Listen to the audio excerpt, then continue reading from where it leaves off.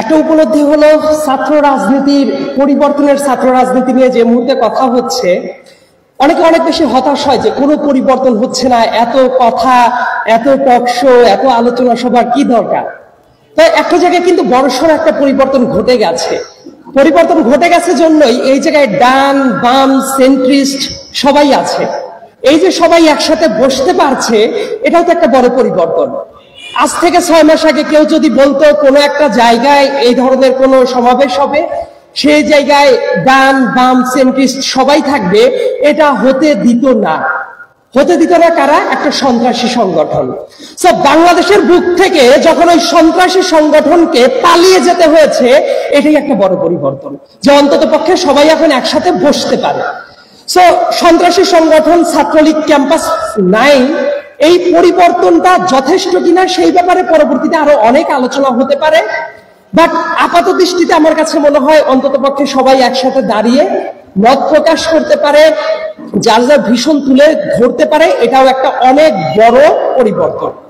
ছাত্র রাজনীতি নিয়ে যে মুহূর্তে কথা বলা দরকার, এই মুহূর্তে তাহলে বলা দরকার ছাত্র লীগ তো নাই, পরে যারা আছে তারা কি সঠিক পথে ছাত্র রাজনীতিটা চালাচ্ছে কিনা। তার চেয়েও গুরুত্বপূর্ণ ব্যাপারটা হলো বাংলাদেশের ছাত্র রাজনীতির যে কনসেপ্ট দীর্ঘদিন ধরে দাঁড়িয়ে আছে, সেই জায়গাটা আসলে সঠিক পথে আছে কিনা। বাংলাদেশের এই জাতীয় যত সভা সমাবেশ বিভিন্ন জায়গায় যাই, তখন মনে হয় যে না, বোধ হয় যে ছাত্র রাজনীতি, জাতীয় রাজনীতি সব ঠিক লাইনেই আছে। কিন্তু দেশের বিভিন্ন আনাচে কানাচে যখনই ঘুরতে যাই, ঘুরতে গিয়ে যে দৃশ্যগুলো দেখি, সেই দৃশ্যগুলো দেখে মনে হয় এই ধরনের সভা সমাবেশে যাই বলা হচ্ছে প্র্যাকটিক্যালি তার রিফ্লেকশনটা খুবই কম, ইন পার্টিকুলার দেশের রুট লেভেলের জায়গাগুলোতে। তার মানে কোথাও না কোথাও সমস্যাটা আছে, সেটা আমরা আইডেন্টিফাই করতে পারি না অথবা ইন্টেনশনালি করতে চাই না। ছাত্র রাজনীতির যে ব্যাপারটা বাংলাদেশে সবচেয়ে গুরুত্বপূর্ণ একটা ব্যাপার, সবাই এই জায়গায় এসে বলে আমরা দলীয় লেজুর ভিত্তিক ছাত্র রাজনীতি করি না, করব না, কখনোই করি নাই। কিন্তু আদতে দলীয় লেজুর ভিত্তিক ছাত্র রাজনীতির বাইরে অন্য কোনো কিছু কেউই কখনো করে নাই। যদি সেটাই করা হতো, ছাত্র রাজনীতির একেবারে নিউক্লিয়াস হওয়া উচিত ছিল ছাত্রদের স্বার্থ। ছাত্রদের স্বার্থ বলতে আমি ঢাকা কলেজের অডিটোরিয়ামে দাঁড়িয়ে আছি, এই জায়গাকে কেন্দ্র করেই আমি কথাটা বলছি। ঢাকা কলেজের ছাত্রদের আবাসন ব্যবস্থা ঠিক আছে কিনা, তাদের ক্যান্টিনে খাবারের অবস্থা ঠিক আছে কিনা, লাইব্রেরির অবস্থা ঠিক আছে কিনা, ঠিক মতো তাদের ক্লাস হয় কিনা, পরীক্ষা হয় কিনা, পরীক্ষার রেজাল্ট ঠিক মতো দেওয়া হয় কিনা, এই ব্যাপারগুলো নিয়ে বিগত 5 মাসে কোন ছাত্র সংগঠনগুলো বেশি সরব ছিল? এই হিসাব যদি মিলাতে যাওয়া যায়, দেখা যাবে ছাত্র সংগঠনগুলো এই ব্যাপারগুলো নিয়ে সবচেয়ে কম কথা বলেছে। রাদার জাতীয় রাজনীতি এবং নানা ক্ষেত্র নিয়ে তারা অনেক কথা বলেছে। তাহলে ছাত্র রাজনীতিটা টেকনিক্যালি ছাত্রদের জন্যই যদি থাকার কথা হয়, সেই জায়গাটা তো ফুলফিল হচ্ছে না। পরিবর্তনের রাজনীতি, ছাত্র রাজনীতি নিয়ে যদি কথা হয়, সবার আগে কথা হওয়া উচিত ছাত্র রাজনীতি হওয়া উচিত অ্যাবসলিউটলি ছাত্রদেরকে ফোকাস করে, যে ছাত্রদের নিয়মিত পরীক্ষা হচ্ছে কিনা, রেজাল্ট ঠিক মতো দেওয়া হয় কিনা, ক্লাস হচ্ছে কিনা, ছাত্ররা 3 বেলা ঠিক মতো খেতে পারে কিনা, স্বাস্থ্যসম্মত খাবার খেতে পারছে কিনা, একটা ছাত্র হলে ঠিক মতো থাকতে পারছে কিনা, এই ব্যাপারগুলো নিয়ে যদি কথা না হয়, অন্য আরো যতই কথাবার্তা হোক না কেন, দিন শেষে তার ভ্যালু হয়ে যাবে 0। বাংলাদেশে অনেক কথা হয়, একটু আগে অনেক আলোচনা শুনছিলাম যে গৌরবোজ্জ্বল ছাত্র রাজনীতি ছিল একটা সময়ে বাংলাদেশে, বর্তমানে নাই। আমি এই কথার সাথে পুরোপুরি এগ্রি করি না। বাংলাদেশে যদি গৌরবোজ্জ্বল ছাত্র রাজনীতি থেকেই থাকতো, ওই রাজনীতি থেকে ওবায়দুল কাদেরের মতো কুলাঙ্গার ব্যক্তির জন্ম হতো না। তার মানে অতীতেও ছাত্র রাজনীতি কম বেশি দূষিতই ছিল। অনেক আন্দোলন নিয়ে অনেক কথাবার্তা বলা হয়, যে মুহূর্তে ছাত্র রাজনীতির কথা ওঠে, 52 ভাষা আন্দোলন ওঠে, 71-এর কথা ওঠে, 90-এর কথা ওঠে, 24-এর কথা তো অবধারিত ভাবে ওঠেই। আমার ব্যক্তিগত অভিমত হলো যে জায়গাটা সবাই ইগনোর করে যায়, শুধুমাত্র ছাত্ররাই সবকিছু করে নাই। যে আন্দোলনগুলো বাংলাদেশে সফল হয়েছে দেখবেন সেই সবগুলো আন্দোলন ছিল ছাত্র জনতার আন্দোলন। 71 তো পুরো দেশের আন্দোলন। 90-এর কথা যদি আমরা বলি, 90-এ কিন্তু ছিল সেটা ছাত্র জনতার আন্দোলন। আর 24-এর আন্দোলনটা শুরু হয়েছিল ছাত্রদের হাত ধরে। কিন্তু এই আন্দোলনটা সফল তখনই হয়েছে যখন এটা ছাত্রদের ব্র্যাকেট থেকে বের হয়ে ছাত্র জনতার গণ অভ্যুত্থানের রূপ নিয়েছে। কিন্তু এই কথাগুলো অনেকেই ভুলে যায়, অনেকের স্যাক্রিফাইসের গল্পগুলো ভুলে যায়। তো সামনের দিনে ছাত্র রাজনীতিকে যদি কারেক্ট পথে আনতে হয়, এই উদ্যোগটা কাদের নেওয়া উচিত? এই উদ্যোগটাও নিতে হবে ছাত্র রাজনীতি যারা করতে চায় তাদেরকে।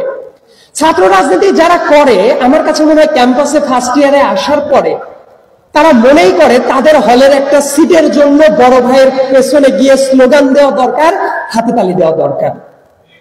তারা মনেই করে এই ঢাকা শহরে এসে সাস্টেইন করার জন্য তার একটা পাওয়ার স্ট্রাকচার দরকার। সে যদি কোনো বিপদে পড়ে ডাকলে যাতে আরো 10 জন মানুষকে পাওয়া যায়। সো এই ধরনের ইনসেন্টিভ পাওয়ার একটা রাস্তা হলো ছাত্র রাজনীতি থাকে। কিন্তু ব্যাপারটা যদি এমন হতো যে প্রত্যেকে কোন একটা প্রতিষ্ঠানে যখন ভর্তি হয়, ঢাকা বিশ্ববিদ্যালয়ে ভর্তি হবে, বাই ডিফল্ট সে একটা সিট পেয়ে যাবে। ঢাকা কলেজে ভর্তি হবে, সে জানবে তার একটা সিটের জন্য কারো তাবেদারি করতে হবে না, 3 বেলা খেতে পারবে, কারো তাবেদারি করতে হবে না। তারপরে কেউ যদি রাজনীতি করতে চায় সেটা সে অপশনাল বেসিসে যদি করতো, ওই জায়গায় জেনুইন ছাত্র রাজনীতিটাই অনেকে করতো।